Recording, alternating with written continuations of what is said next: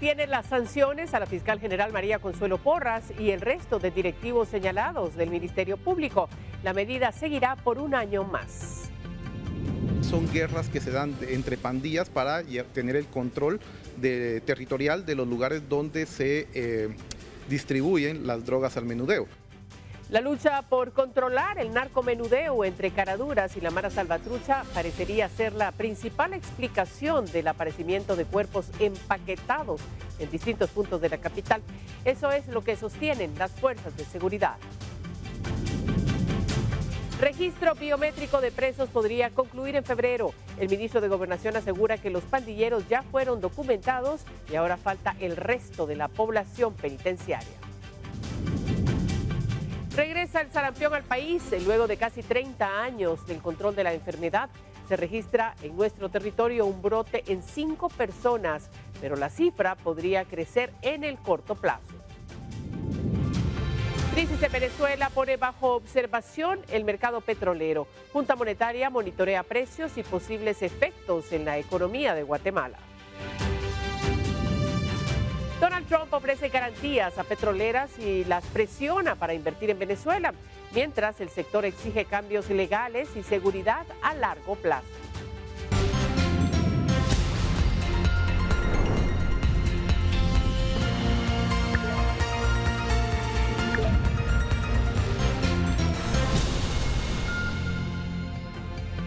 Lo mejor para usted esta noche de viernes y el agradecimiento sincero, por supuesto, por su preferencia informándose en la señal de Guatevisión en este noticiero estelar. Vamos directamente a las noticias. La Unión Europea decidió extender por un año más las sanciones contra varios funcionarios y actores guatemaltecos a quienes señala de socavar la democracia y el Estado de Derecho en el país. El Consejo de la Unión Europea acordó prolongar hasta enero de 2027 las medidas restrictivas impuestas a personas y entidades vinculadas, según el bloque europeo, a acciones que han afectado a la democracia, el Estado de Derecho y la transparencia pacífica del poder en Guatemala. Las sanciones alcanzan a 8 personas y una entidad, e incluso la prohibición de viajar a los países miembros de la Unión Europea, así como la congelación de activos. Además, impide que ciudadanos y empresas europeas pongan recursos financieros a disposición de los sancionados. Entre las personas afectadas se encuentra la fiscal general Consuelo Porras, el jefe de la FESI José Rafael Curuchiche, el juez Freddy Orellana, así como otros funcionarios del Ministerio Público. También figura la Fundación contra el Terrorismo y 2 de sus representantes señalados por supuestas acciones de intimidación contra operadores de justicia y periodistas. La Unión Europea recordó que las primeras sanciones fueron impuestas en 2024 en el contexto de los intentos por desconocer los resultados electorales y la toma de posesión del presidente Bernardo Arévalo. El bloque europeo reiteró su compromiso de apoyar la democracia y los derechos humanos en Guatemala y anunció que continúa acompañando los procesos de elección de altas autoridades, como el Tribunal Supremo Electoral, la Corte de Constitucionalidad y la Fiscalía General. Por su parte, el Ministerio Público rechazó las medidas al señalar que carecen de validez jurídica en el ordenamiento guatemalteco y que no inciden en su labor. La institución aseguró que actúa de forma autónoma, con base en la Constitución y bajo el control de los tribunales, y que las sanciones buscan desacreditar su función investigativa. La decisión de la Unión Europea se da en un contexto de alta tensión internacional sobre la situación política e institucional del país. Para Noticiero Guatevisión reportó Paula Carranza. En más de nacionales, en la planilla 4 del Colegio de Abogados y Notarios de Guatemala, denominada Unidad por la Democracia, resultó la más votada entre 5 agrupaciones en la primera vuelta para elegir a los representantes que integrarán la comisión de postulación del Tribunal Supremo Electoral, aunque no alcanzó la mayoría requerida. Ahora competirá en una segunda vuelta contra la planilla 5 el próximo 13 de enero del 2026. El proceso interno del Colegio de Abogados y Notarios de Guatemala para elegir a sus representantes ante la Comisión de Postulación, órgano que elaborará la nómina de candidatos a magistrados del Tribunal Supremo Electoral para el periodo 2026-2032, avanzó tras la jornada de votación en la que la planilla 4 obtuvo 5.973 votos, posicionándose en el primer lugar, seguida por la planilla 5 con 4.945 sufragios. Debido a que ninguna planilla alcanzó la mayoría absoluta, ambas avanzaron al balotaje que definirá a los representantes titular y suplente que propondrá el gremio legal. La planilla 4, identificada con el nombre Unidad por la Democracia, está integrada por Gregorio José Saavedra Cepeda como candidato titular y Edgar René Ortiz Romero como suplente. Saavedra Cepeda ya participó como comisionado en la postuladora de la Corte Suprema de Justicia en 2024, mientras que Ortiz es abogado con experiencia en Derecho Constitucional, activo en medios de amparo relacionados con resultados electorales en años recientes. Durante la campaña interna, integrantes de la planilla han señalado que su propuesta busca priorizar procesos con mayores niveles de transparencia y participación profesional, rechazando vinculaciones directas con influencias externas o afinidad con el gobierno en turno. Nosotros estamos buscando, sobre todo, reencauzar la institucionalidad electoral y el Tribunal Supremo Electoral. Creemos que se le ha hecho un enorme daño al país y al Tribunal Supremo Electoral a partir de la elección de 2023. Vimos que hubo una persecución y un acoso judicial a los magistrados y al tribunal mismo. Y eso ha puesto verdaderamente, ha debilitado mucho a la institución electoral, y por eso es que este proceso de recambio de autoridades es fundamental. La segunda vuelta, programada para el 13 de enero de 2026, será determinante para definir quién representará al CANG en la postuladora. Para Noticiero Guatevisión reportó Oscar Vázquez.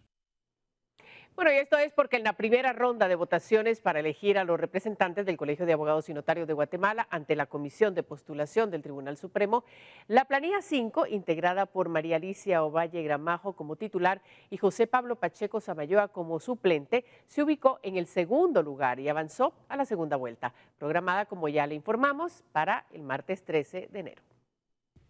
La planilla 5, encabezada por María Alicia Ovalle Gramajo y José Pablo Pacheco Samayoa, obtuvo 4.495 votos, ubicándose en el segundo lugar detrás de la planilla 4 y asegurando su pase a la segunda vuelta. José Pablo Pacheco Samayoa señaló que su planilla se conforma como una coalición de múltiples agrupaciones gremiales del CANG y que busca aportar criterios técnicos y profesionales para la selección de candidatos a magistrados en la postuladora. La planilla 5 y sus representantes lo que intentará es mantener un estricto apego a la objetividad, determinando la capacidad ética de el alcance ético de los profesionales conforme a cuestiones objetivas, comprobables, y no basándonos en noticias, en difusión de cuestiones en redes sociales que muy probablemente a veces pueden ser mentira. Pacheco indicó que no existen alianzas formales con las otras planillas que no lograron pasar a la segunda vuelta, aunque reconoció acercamientos con personas que compitieron en el proceso, los cuales atribuyó a la naturaleza abierta de su agrupación.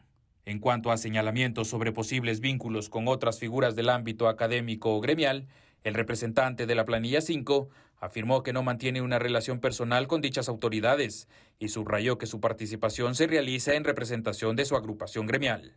La elección de representantes para la Comisión de Postulación del TSE constituye un paso clave dentro de los mecanismos del CANG para participar en la conformación de las nóminas que posteriormente serán presentadas ante el Congreso de la República para la designación formal de magistrados del TSE. Con los resultados de la primera vuelta, las planillas 4 y 5 se enfrentarán en el balotaje del 13 de enero de 2026 para definir quiénes serán los representantes titular y suplente ante la Comisión de Postulación del TSE.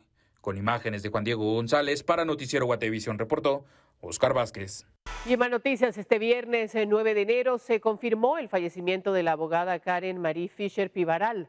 Según esquelas publicadas por distintas instituciones, el Colegio de Abogados y Notarios de Guatemala confirmó la noticia y expresó sus condolencias a la familia de la profesional del derecho, sumándose a las muestras de solidaridad tras su deceso. Diversas organizaciones y colegas también lamentaron su muerte, destacando su trayectoria en el ámbito jurídico y su participación en espacios profesionales y académicos.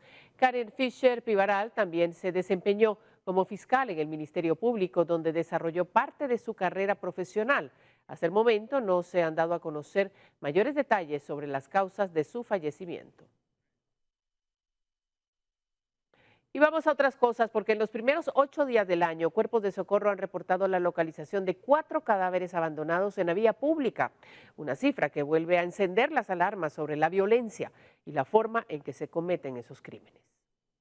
El año inició con una señal de alerta. 4 personas han sido halladas muertas y abandonadas en la vía pública en los primeros 8 días de enero, según los reportes de los bomberos municipales y Policía Nacional Civil.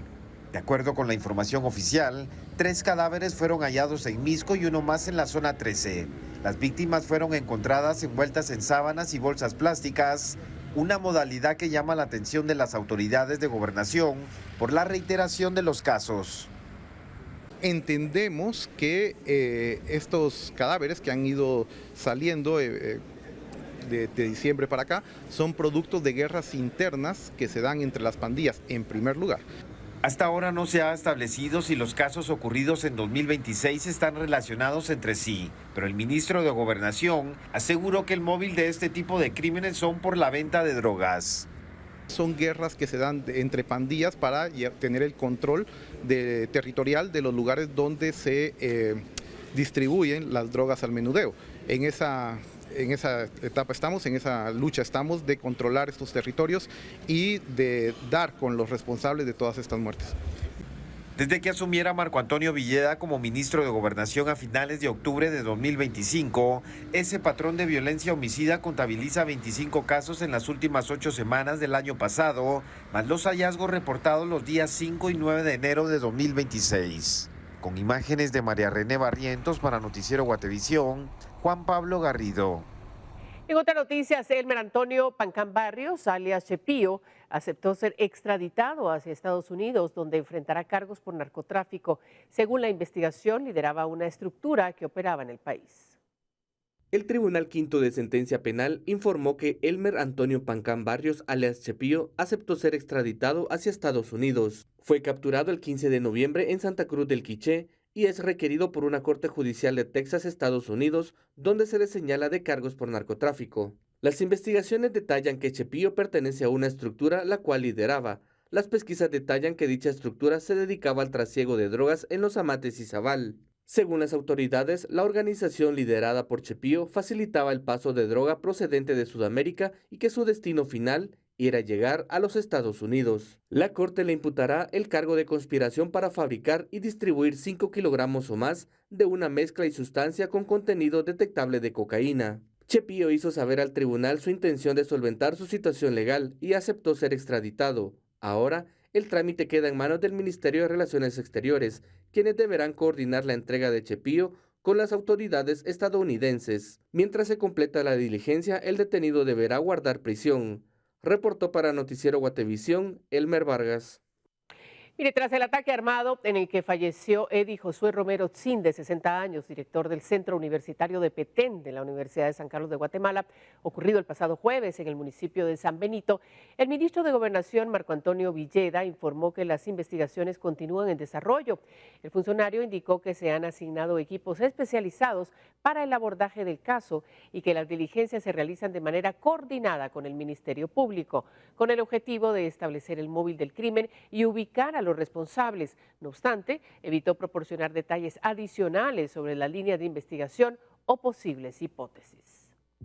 Estamos en esa investigación, tenemos que determinar qué hay detrás de todo esto. Lamentamos, y yo en lo personal lamento profundamente el fallecimiento de esta persona que era miembro de la Universidad de San Carlos.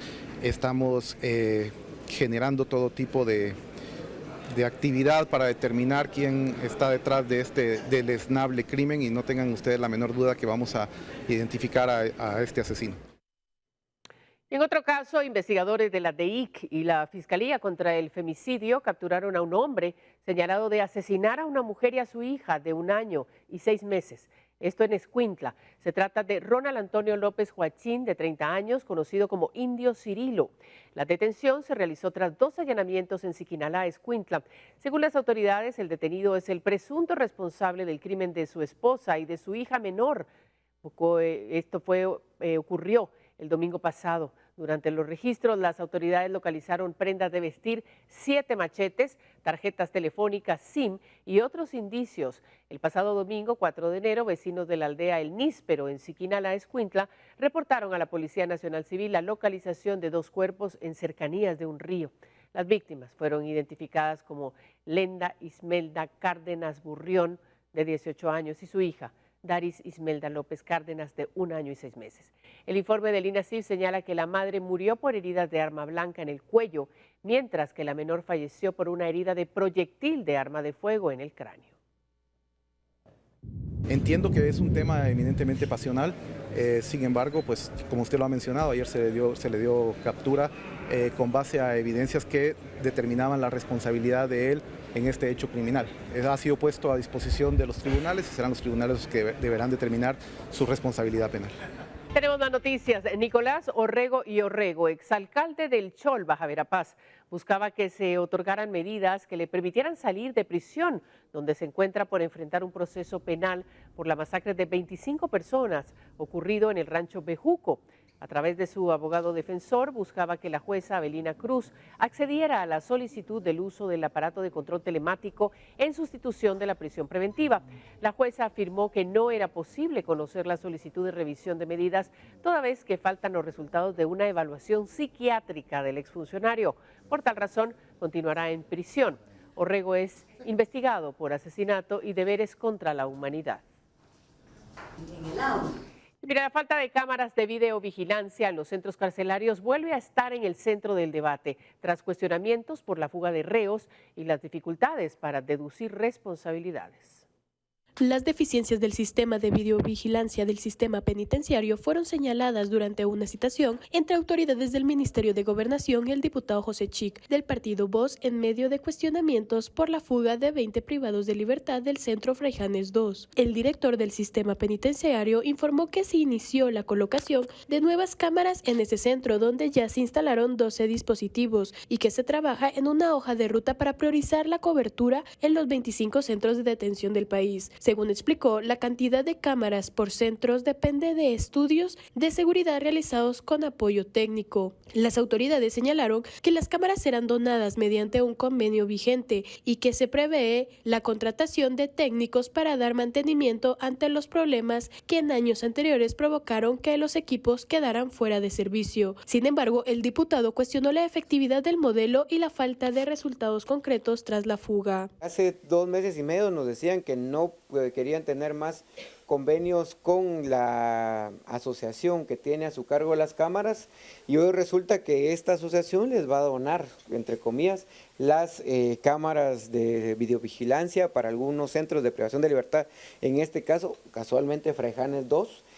Pareciera ser que el SP y el Viceministerio de Tecnología, que creo que también es el ente al que vamos a citar próximamente, el Viceministerio de Tecnología, hoy por hoy debería de tener sus prioridades en este tema de tener cámaras de videovigilancia en todos los centros de privación de libertad. Hemos visto finalmente cómo siguen entrando ilícitos. El SP y el Ministerio de Gobernación hacen requisas el día de hoy en algún centro de privación de libertad y a la siguiente semana vuelven a ir y vuelven a encontrar los mismos ilícitos, y eso es porque no existen ni cámaras de vigilancia para detectar quién está facilitando el ingreso de todos estos ilícitos. A 3 meses de la fuga de los reos, no se conocen resultados claros de las investigaciones administrativas ni penales, más allá de la captura de guardias, a pesar de que los reos fugados enfrentan condenas de hasta cientos de años de prisión. Desde el Ministerio de Gobernación se indicó que el proceso de instalación de cámaras avanza de forma progresiva, mientras se define la licitación para adquirir equipos propios y se fortalecen los controles internos. La falta de videovigilancia en los centros de privación de libertad ha sido señalado como uno de los factores que facilita el ingreso de ilícitos y complica la deducción de responsabilidades, un tema que continúa bajo análisis y fiscalización. Con imágenes de Esvin García, reportó Paula Carranza.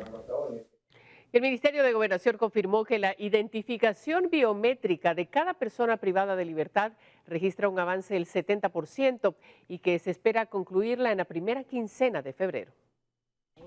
El censo de personas privadas de libertad anunciado después de confirmarse la fuga de 20 pandilleros del barrio 18 de la cárcel Fraijanes II el 12 de octubre reporta un avance del 70%, de acuerdo con información brindada por el ministro de Gobernación Marco Antonio Villeda. Esta medida fue una de las acciones anunciadas por el presidente Bernardo Arévalo el 15 de octubre de 2025 y consiste en un proceso de registro con tecnología biométrica que permitiría obtener información precisa y actualizada sobre la identidad y ubicación de cada reo. Hemos avanzado en un 70%. Digamos, el pronóstico que tenemos es que para el día 10 de febrero, a más tardar, vamos a tener el 100% de la población reclusa ya censada. De acuerdo con el titular de Gobernación, toda la población reclusa que pertenece a la pandilla del barrio 18 y a la Mara Salvatrucha ya cuentan con registro biométrico. De hecho, ya aquellos privados de libertad que pertenecen a estos grupos terroristas ya están censados. Básicamente, ahorita nuestra labor está en censar a aquellos privados y aquellas privadas de libertad que no pertenecen a estos grupos pandilleriles, pero con respecto a su pregunta, el tema de las pandillas, eso ya está censado en su totalidad. Datos de la Dirección General del Sistema Penitenciario señalan que actualmente hay cerca de 23.700 personas privadas de libertad recluidas en 23 centros penitenciarios, cifras que representan una sobrepoblación del 340%, debido a que la capacidad del sistema carcelario es de 6.700 personas. Para Noticiero Guatevisión, Juan Pablo Garrido. Y la Policía Nacional Civil culminó el 13º curso de ascenso al grado de comisario general, un proceso de formación que se desarrolló durante 6 meses y comprendió 1.080 horas de preparación académica especializada. Como resultado de este proceso, 9 hombres y una mujer alcanzaron esta escala jerárquica, consolidando su carrera dentro de la institución policial adscrita al Ministerio de Gobernación. De acuerdo con el ministro de Gobernación, Marco Antonio Villeda, los nuevos comisarios generales cuentan con un perfil orientado a la gestión estratégica de la seguridad pública, así como la capacidad en administración del talento humano, ética profesional e investigación estratégica para la identificación de patrones delictivos, la prevención del delito y, por supuesto, de los riesgos, el fortalecimiento de las operaciones policiales y una toma de decisiones más eficientes. Vamos a otras cosas porque ya le habíamos reportado esto en días anteriores. Un incidente ocurrido en la isla de Flores Petén terminó con la muerte de un hombre que fue reducido por agentes de la Policía Nacional Civil y trasladado a un centro asistencial donde llegó sin signos vitales. Durante la noche del lunes 5 de enero, un hombre identificado como Edil Manuel Calderón Casasola, conocido como Gallo de Oro, protagonizó un incidente en la isla de Flores, que derivó en su detención y posterior fallecimiento. De acuerdo con información preliminar, Calderón dañó una autopatrulla y causó destrozos en un restaurante que también funciona como vivienda. Ante la situación, la Policía Nacional Civil acudió al lugar tras una llamada de la Policía Municipal de Tránsito que no logró controlar el incidente. Videos difundidos en redes sociales muestran al hombre alterado, golpeando una patrulla y siendo reducido por varios agentes en la vía pública. Testigos indicaron que presentaba golpes visibles al momento de ser trasladado al hospital de San Benito, a donde llegó sin vida. El Instituto Nacional de Ciencias Forenses informó que la necropsia inicial no permitió establecer la causa de muerte, por lo que se ordenaron estudios complementarios para determinarla. Según la policía, durante el incidente hubo amenazas contra propietarios, empleados del negocio y comensales, incluidos turistas nacionales y extranjeros, quienes salieron del lugar por temor. En el momento que Policía Nacional Civil hace la presencia policial, pues hace uso del comando de voces policiales para reducir al orden a esta persona a través de los comandos de voces. Esa persona no obedece los comandos de voces, al contrario, lo pone mucho más violento, más eufórico. Sale de ese negocio a la calle y es el momento que aprovechan los turistas para también salir del negocio, que es cosas que no se ven en los videos. La PNC señaló que al momento de ser controlado, el hombre presentó signos de desmayo, por lo que se solicitó apoyo de socorristas. Ante el retraso en la llegada de los bomberos, se decidió trasladarlo en una unidad policial al centro asistencial más cercano. Las autoridades indicaron que el caso continúa bajo investigación, mientras se esperan los resultados definitivos del informe forense para determinar las causas exactas de la muerte. Con información de María Paula Carranza e imágenes de Esvin García, reportó José Sánchez. Vamos a temas de salud porque se encienden las alertas en Guatemala tras la detección de 5 casos positivos de sarampión. una enfermedad que se creía erradicada en el país y que ahora tiene esquemas de vacunación por debajo de lo recomendado.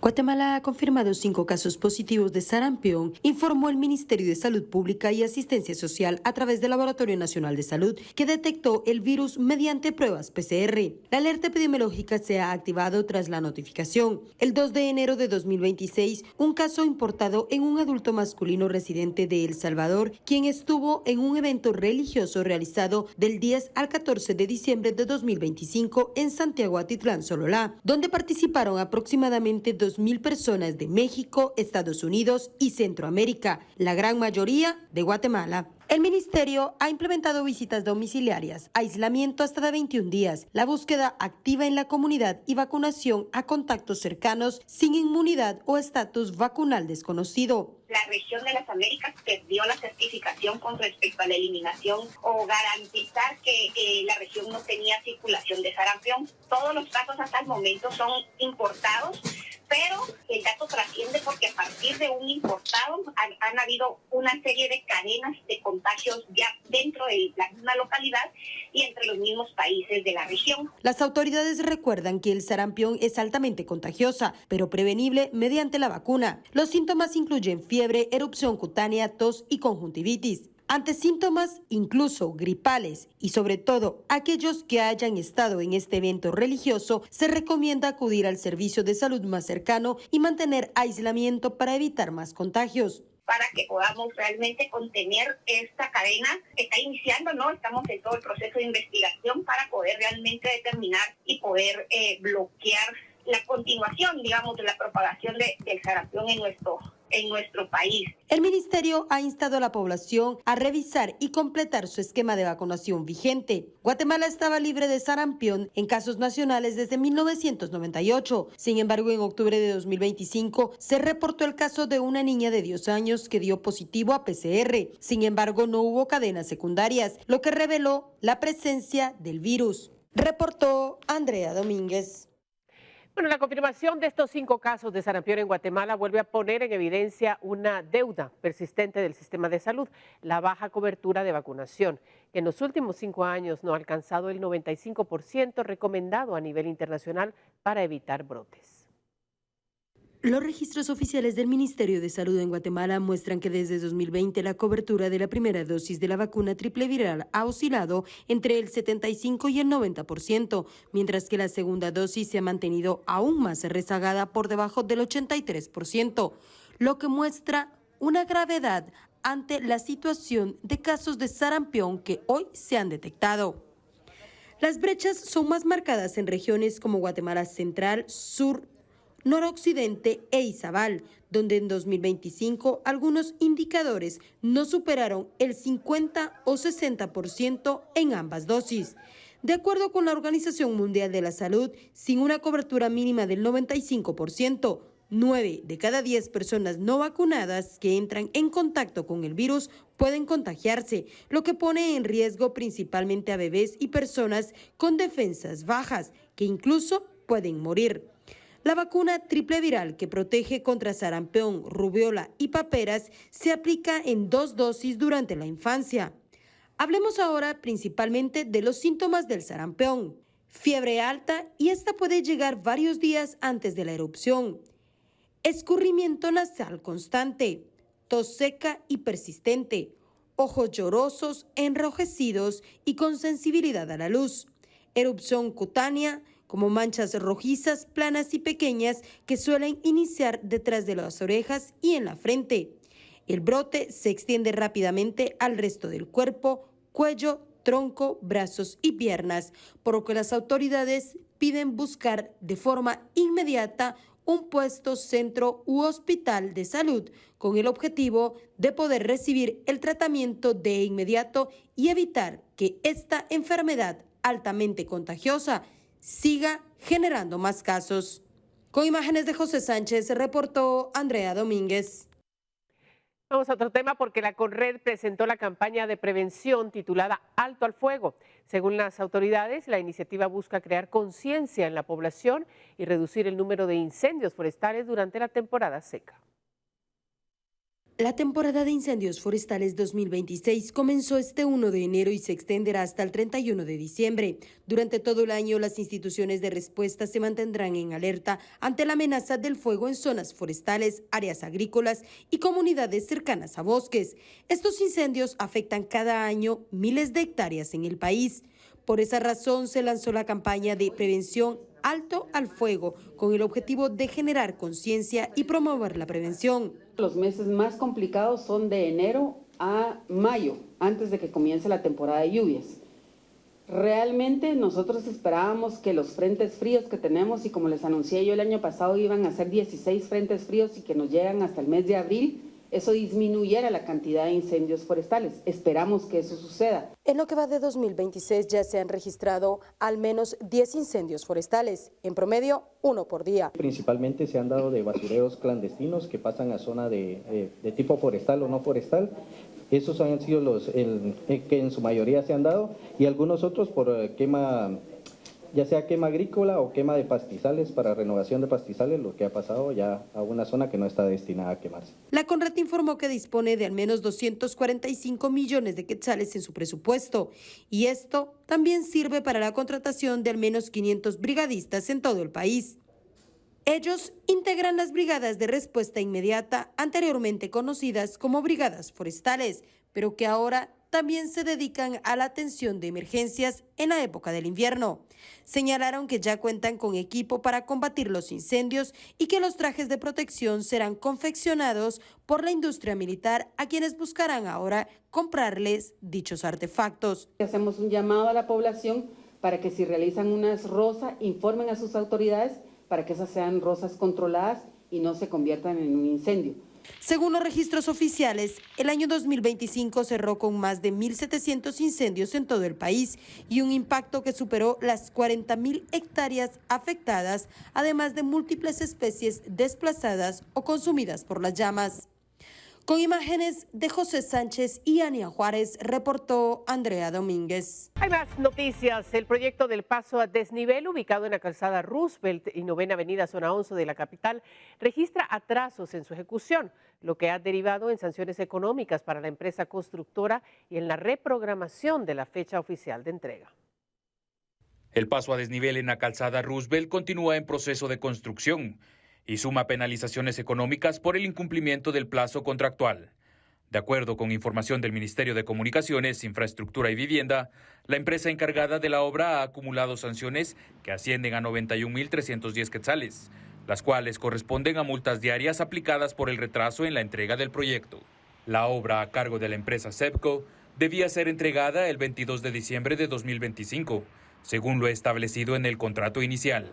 Al no cumplirse ese plazo, el CIB activó mecanismos de sanciones económicas, las cuales continuarán incrementándose mientras el proyecto no sea concluido y recibido oficialmente por las autoridades. Según el CIB, la nueva fecha programada para la finalización del paso a desnivel es el 25 de febrero de 2026. No obstante, la institución indicó que el cumplimiento de este nuevo plazo dependerá del avance efectivo de los trabajos y de que no surjan nuevos inconvenientes durante la fase final de construcción. Ya los trabajos que están pendientes es la conformación de la rampa de ingreso y de salida, colocación de luminarias en la parte de abajo del puente y en la parte superior, y señalización vertical y horizontal. El proyecto inició en septiembre de 2022 y fue concebido como una solución vial para mejorar la movilidad de uno de los puntos con mayor carga vehicular de la ciudad de Guatemala.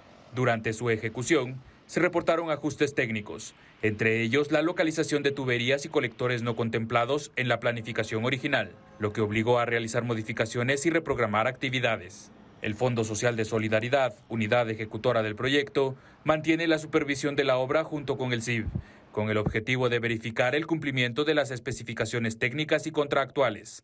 Mientras tanto, el paso a desnivel continúa en construcción y bajo observación, a la espera de su entrega final conforme a lo establecido en el contrato vigente.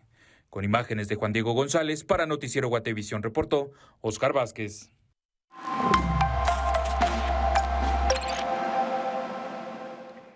En otras cosas, la Junta Monetaria analizó la coyuntura política en Venezuela y su posible efecto en el mercado petrolero. Y aunque descartó impactos inmediatos para Guatemala, mantiene un monitoreo constante de la producción y de los precios internacionales del crudo. La Junta Monetaria analizó el comportamiento de los precios internacionales del petróleo y la coyuntura política en Venezuela y concluyó que por ahora no se prevé un impacto directo en la economía guatemalteca. Durante su sesión del miércoles 7 de enero, las autoridades monetarias dieron seguimiento a la producción petrolera venezolana, al balance global de oferta y demanda y a los mercados internacionales de crudo. Los cuerpos técnicos del Banco de Guatemala expusieron que Venezuela posee las mayores reservas de petróleo del mundo, equivalentes al 17% del total global, aunque la mayoría corresponde a crudos extrapesados del Orinoco, cuya explotación es costosa y compleja. A pesar de su peso estratégico, la producción actual está muy por debajo de su potencial. Pasó de más de 2.7 millones de barriles diarios en 2013 a cerca de 0.9 millones en 2024. Además, el sector refinador venezolano se encuentra prácticamente colapsado, operando entre el 10 y el 20% de su capacidad, lo que limita la exportación de combustibles. Aunque el país también cuenta con grandes reservas de gas natural, estas no se aprovechan por la falta de infraestructura adecuada. La Junta Monetaria destacó que en la actualidad, Venezuela produce alrededor de 1 millón de barriles diarios, equivalentes apenas al 1% del consumo mundial, lo que reduce su impacto inmediato en el mercado internacional. Según el presidente del Banguat, Álvaro González Richie, incluso se prevé que el precio del crudo pueda bajar si se garantiza la venta del petróleo venezolano a Estados Unidos en el mediano y largo plazo. Una reducción en los precios del petróleo tendría un efecto positivo para Guatemala, ya que incidiría directamente en la inflación y en los costos de transporte. Para 2026 se proyecta que el precio promedio del barril de petróleo WTI sea de $50.42, por debajo de los niveles registrados en años anteriores. Para Noticiero Guatevisión, Paula Osaeta.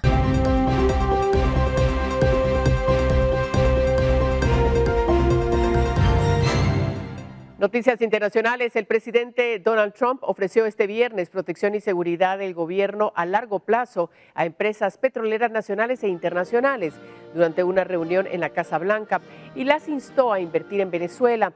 Trump aseguró que el plan contempla inversiones de al menos $100.000 millones de capital privado para revitalizar la infraestructura y aumentar la producción petrolera.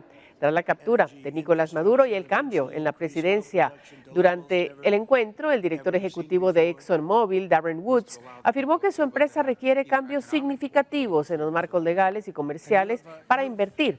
En contraste, Repsol expresó su disposición a invertir con fuerza y triplicar su producción en el país. Trump reiteró que su administración brindará respaldo a las compañías que apuesten por Venezuela.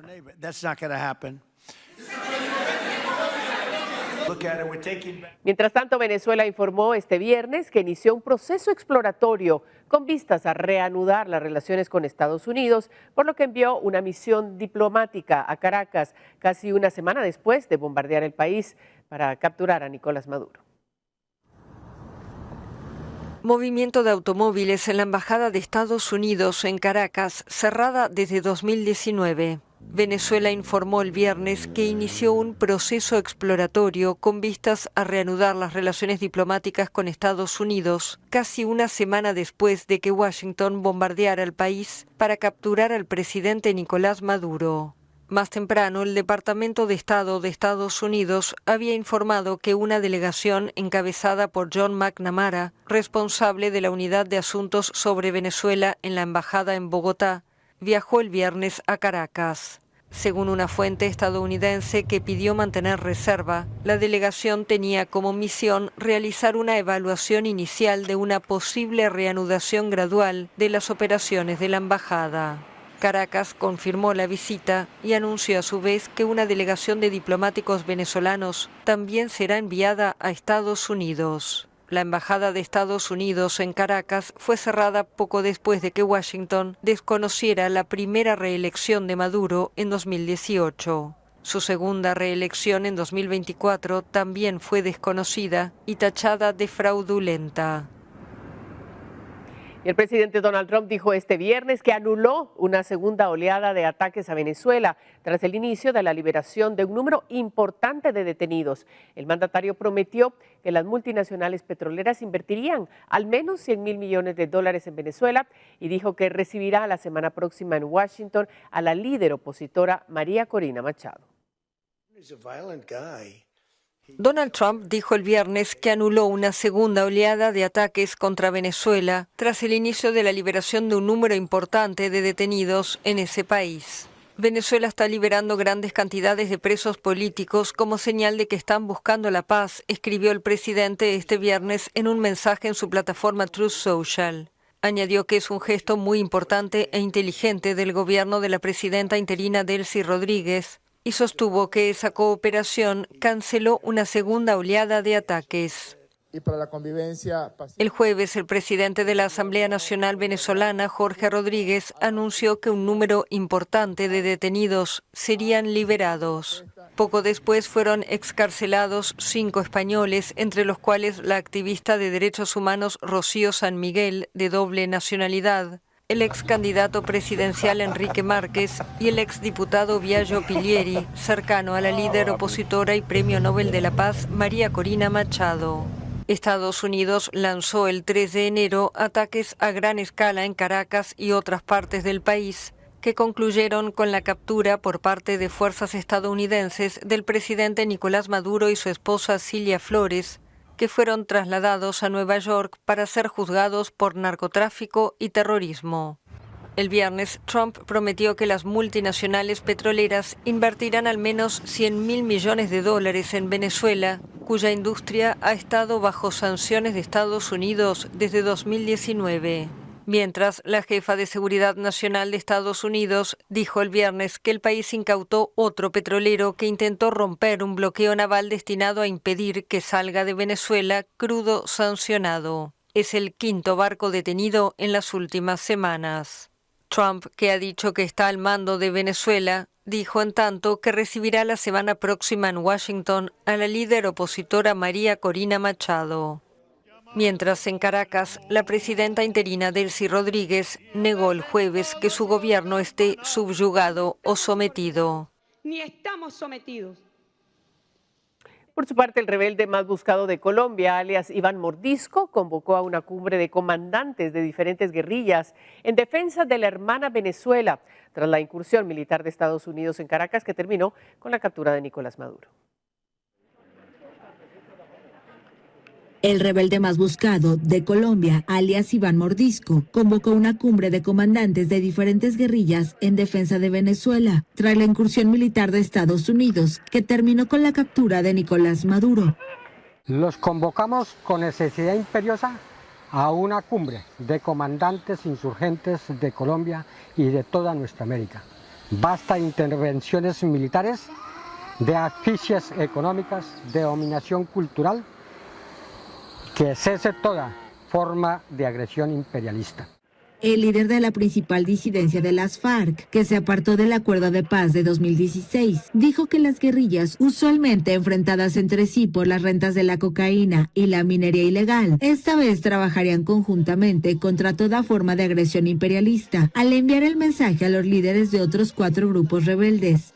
Sabemos que existen diferencias heredadas del pasado que aún palpitan entre nosotros, pero hoy miramos al mismo enemigo.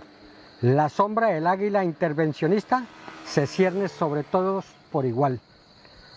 Los convocamos a dejar a un lado estas diferencias. Ya habrá momento para sentarnos en camaradería a discutir estos desencuentros. Las organizaciones rebeldes han usado tradicionalmente a Venezuela como retaguardia para escapar de las acciones militares, según el gobierno de Gustavo Petro. Pero tras frustradas negociaciones de paz y la presión de su par estadounidense Donald Trump, el mandatario colombiano se ha dicho decidido a enfrentarlas duramente. En su primera llamada telefónica el miércoles, Petro y Trump acordaron realizar acciones conjuntas para golpear a la guerrilla ELN, una de las organizaciones convocadas por Mordisco. Bueno, y el presidente Donald Trump dijo este viernes que se encargará, por las buenas o por las malas, de que Groenlandia, un territorio danés, sea de Estados Unidos. El presidente asegura que el control de la isla rica en minerales es crucial para la seguridad nacional de Estados Unidos por el aumento de la actividad militar de Rusia y China en el Ártico. La Casa Blanca ha dicho, sin excluir la opción militar, que el presidente reflexiona activamente sobre la opción de comprar la isla ártica, sin precisar de qué forma sería esa transacción. La primera ministra danesa, Mette Frederiksen, ha advertido que un ataque estadounidense a su país significaría el fin de todo, en referencia a la OTAN y a la alianza de ambos países. En otras cosas, un misil hipersónico con capacidad nuclear impactó en Ucrania, cerca de la frontera con Polonia. Rusia confirmó el ataque que dejó muertos y heridos tras una ofensiva masiva con misiles y drones. Nuevos bombardeos rusos en distintos puntos de Ucrania. En la madrugada, el ejército ruso lanzó 242 drones, 13 misiles balísticos y 22 de crucero contra instalaciones energéticas en un contexto de temperaturas muy bajas en Ucrania, dejando varios muertos y decenas de heridos, según comunicó el presidente ucraniano Volodymyr Zelensky. En Kiev, donde se registraron fallecimientos, la gente no pudo contener su preocupación. Esto es claramente intimidación a la población civil, sin duda, al 100%. La misma situación ocurrió en Dnipro. Allí también atacaron con un misil de prueba, para demostrar que, miren, hoy podemos atacar con un misil de prueba y mañana podría ser un ataque con una ojiva activa, así que esto es intimidación. Sin embargo, el que más alarmas encendió fue el misil hipersónico de mediano alcance Oreshnik, que impactó en Lviv, cerca de la frontera con Polonia. Desde Ucrania tildaron este ataque como un crimen de guerra. Los investigadores del Servicio de Inteligencia de Ucrania califican el uso de estas armas contra la infraestructura civil de Ucrania como un crimen de guerra por parte de la Federación Rusa. Según datos preliminares, el enemigo lanzó un misil tierra-tierra de mediano alcance Oreshnik desde el polígono de pruebas ruso Kapustin Yar. Rápidamente hubo reacciones de los aliados europeos de Kiev. Francia, Reino Unido y Alemania acusaron al Kremlin de escalar el conflicto. Por su parte, Moscú confirmó el lanzamiento, afirmando que se trata de una respuesta al supuesto ataque de drones a una residencia de Vladimir Putin, algo negado por Ucrania. Es la segunda vez que Rusia dispara el Oreshnik contra su vecino, después de un primer lanzamiento en noviembre de 2024.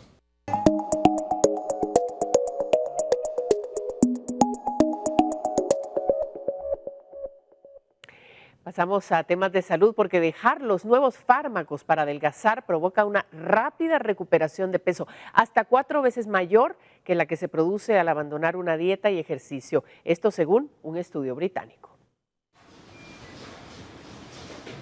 Cuando se dejan de tomar los nuevos fármacos para adelgazar, la recuperación de peso es 4 veces más rápida de lo que ocurriría si se suspende un programa de dieta y ejercicio. La conclusión es de un estudio de la Universidad de Oxford, publicada en la revista médica BMJ. En los últimos años, la nueva generación de tratamientos contra la diabetes y la obesidad, que aumentan la acción de una hormona para actuar sobre la secreción de insulina y la sensación de saciedad, está haciendo furor, sobre todo en los países ricos. La Organización Mundial de la Salud incluso los agregó en septiembre a su lista de medicamentos esenciales. Se ha demostrado que estos tratamientos ayudan a perder entre un 15% y un 20% de peso. Pero datos recientes apuntan a que aproximadamente la mitad de las personas dejan estos medicamentos en el plazo de 1 año, algo que podría explicarse por los frecuentes efectos secundarios, como las náuseas, o por su precio, que en Estados Unidos puede superar los $1,000 mensuales. Tras analizar 37 estudios sobre la interrupción de distintos tratamientos para adelgazar, los investigadores de Oxford constataron que los participantes recuperaban aproximadamente 400 gramos al mes. 6 de los ensayos clínicos se centraron en la semaglutida, el principio activo del Ozempic, indicado para la diabetes tipo 2, y del fármaco contra la obesidad Wegovy, así como en la tirzepatida, utilizada en el Mounjaro. Durante la administración de estas 2 moléculas, los participantes perdieron cerca de 15 kilogramos en promedio. Tras suspender el tratamiento, recuperaron 10 kilos en 1 año, y las proyecciones indican que volverán a su peso inicial en unos 18 meses. En cambio, quienes siguieron programas que incluían una dieta y actividad física sin tomar fármacos adelgazaron mucho menos, pero tardaron de media 4 años en recuperar el peso perdido. Los investigadores indicaron que aunque los medicamentos de tipo GLP-1 son una herramienta valiosa en el tratamiento de la obesidad, como se trata de una dolencia crónica, estos tratamientos tienen que mantenerse de por vida, como los fármacos contra la hipertensión. No, definitivamente lo mejor es comer saludablemente y a eso lo invitamos a que lo haga este fin de semana. Nosotros, por supuesto, el domingo tenemos noticias para usted con Paula Osaeta. Por lo pronto, como siempre, deseándole buenas noches y que descanse.